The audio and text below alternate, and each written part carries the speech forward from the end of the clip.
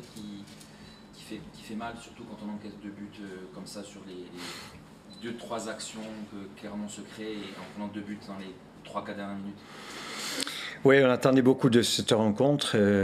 Après la victoire à Brest, on pensait qu'on pouvait enclencher une petite série en jouant Clermont à domicile. On n'a pas encore gagné depuis le début de la saison à domicile. On pensait qu'aujourd'hui, c'était une opportunité intéressante de pouvoir le faire. Sauf qu'on a fait une première mi-temps calamiteuse où véritablement on n'a pas reconnu l'équipe. On est passé complètement à côté alors qu'on avait prévu certaines choses. On n'a pas réussi, pas su les mettre en place. Il a fallu remettre un peu les têtes à l'endroit dans le vestiaire à la mi-temps pour que l'équipe reprenne un petit peu le dessus. Et on a vu que sur la seconde mi-temps, sans se créer énormément d'occasions de but, mais au moins en ayant la volonté d'être présent sur cet adversaire, on a eu une domination intéressante. Malheureusement, on n'est pas assez efficace dans les 30 derniers mètres pour pouvoir arriver à se créer des occasions beaucoup plus franches et pour pouvoir revenir au score rapidement et éventuellement prendre l'avantage. Donc oui, on revient un partout, on se dit c'est bien, on sent qu'il y a encore la volonté de vouloir aller de l'avant, mais malheureusement, oui, il y a 2 pertes de balles qui nous occasionnent des contres et sur lesquelles on s'incline. Alors la défaite, elle est douloureuse, très douloureuse. Encore une fois, encore plus douloureuse parce que justement, on pensait qu'aujourd'hui, on allait réussir à décrocher notre première victoire. Vous regrettez le fait aussi de ne pas avoir pu surfer plus longtemps sur les 10 minutes du but où vous avez un peu emballé le match, où il y avait un peu cette folie, Clermont a reculé? Oui. C'est vrai qu'il restait encore du temps, on avait la possibilité d'être un petit peu plus patient. Alors il y avait cette volonté, il y a le public qui pousse, les joueurs qui rentrent, qui ont envie de montrer, et donc forcément il y a un peu de folie dans la rencontre. Je pense que ce sont des buts évitables, que ce soit le premier ou le second, sont évitables. Le troisième, c'est un contre qui est rondement mené.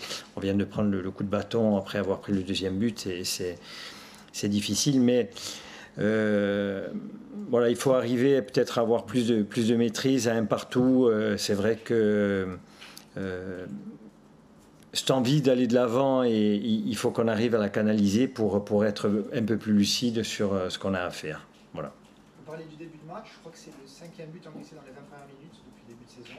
Comment expliquer cette difficulté comme ça, souvent Alors, encore une fois, on avait prévu d'aller chercher l'adversaire haut, d'être présent sur eux, et on a fait tout le contraire, c'est-à-dire qu'on a subi, on a reculé, et je pense que les buts qu'on avait encaissés en début de rencontre face à des équipes peut-être d'un autre niveau, aujourd'hui on l'a vécu parce qu'on n'a pas fait ce qu'on a souhaité faire.